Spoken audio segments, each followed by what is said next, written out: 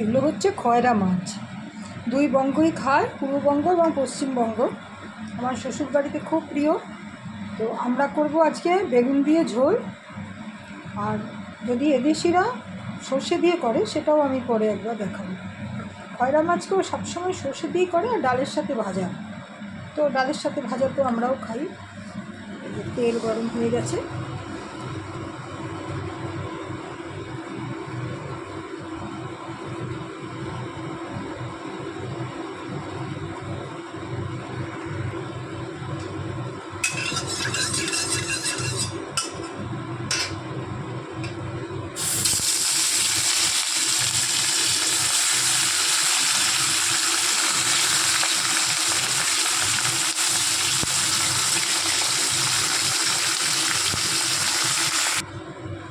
মাছগুলো ভাজা হয়ে গেছে।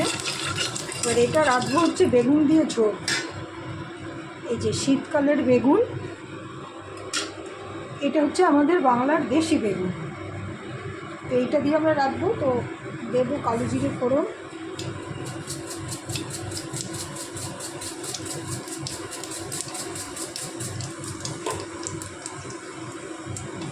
একটু কাঁচা লঙ্কা, একটু দিই কালো জিরে,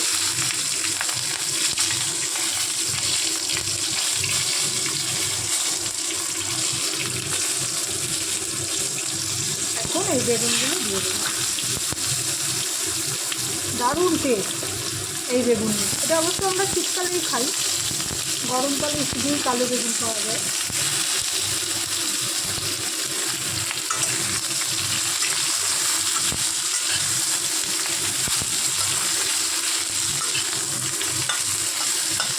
বেশি ভাজার দরকার নেই, শীতকাল বলে আমরা একটু টমেটো দেবো, নাহলে গরমকালে শুধুই বেগুন দিই। হলুদ দিয়ে দিচ্ছি, খুব অল্প লঙ্কার গুঁড়ো, বেশি নয়। ঝালটা হবে কাঁচা লঙ্কা, আর জিরে দিতে নেই, কিন্তু আমি খুব সামান্য অল্প একটু দিলাম, তাহলে ঝোলটা একটু গাঢ় হবে।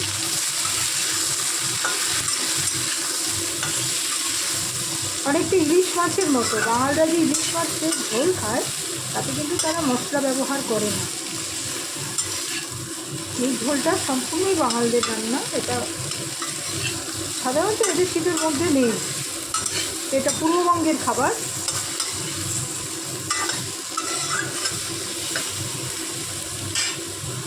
একটু সামান্য নরম হলে একটু নুন দিয়ে দিই।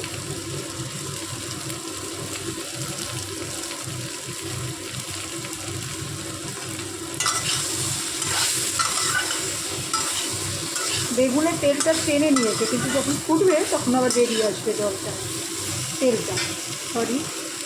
এবার আমরা জল দিয়ে দেবো।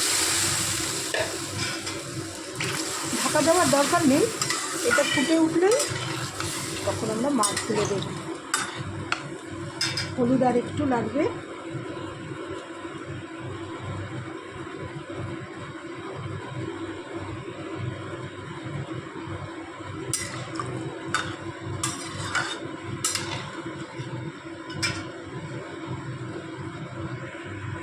এটা এখন ফুটে উঠবে, বেগুন সিদ্ধ হয়ে গেছে।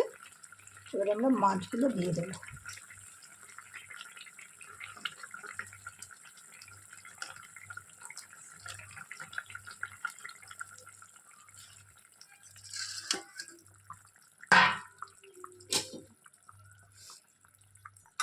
খয়রা মাছ খুব সাবধানে করতে হয়, ভেঙে যায়, খুব নরম, অনেকটা ইলিশ মাছের মতো খেতে। ইলিশের বোনও বলে আমাকে।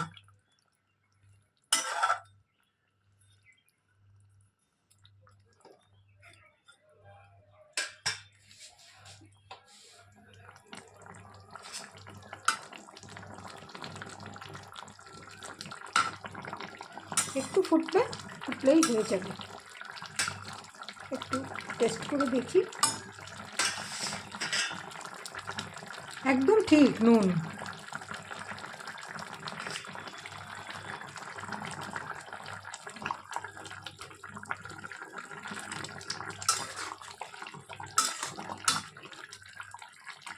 ঢেলে দিই।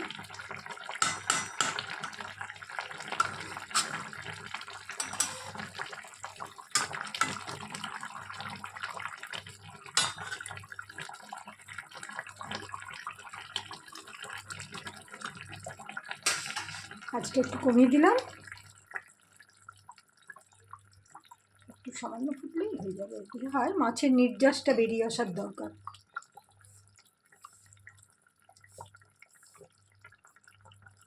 এখন আমরা নামিয়ে নেব। এবার আমরা এটাকে নামিয়ে নেব।